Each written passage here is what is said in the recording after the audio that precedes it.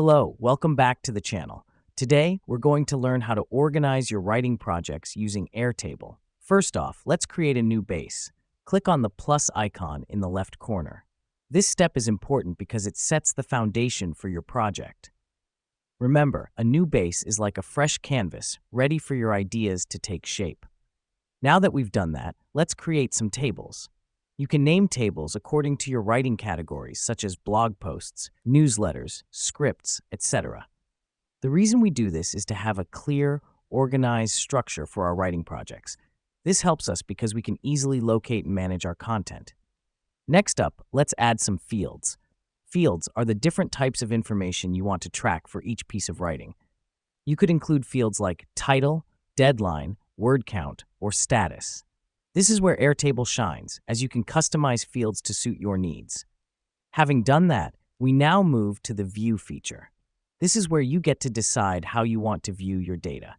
You can choose from grid, calendar, Kanban, or gallery views, depending on what works best for your workflow. Let me explain why this matters.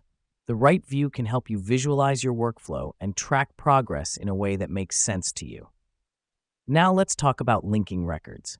This feature lets you connect related pieces of information, like linking a blog post to its corresponding newsletter. Here's what's happening behind the scenes.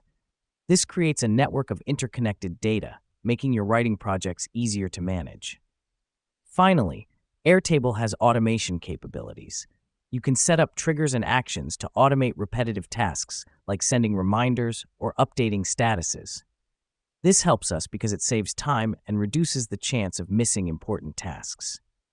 And there you have it, a simple guide to organizing your writing projects with Airtable. By using these steps, you can create an organized, efficient, and automated workflow for your writing.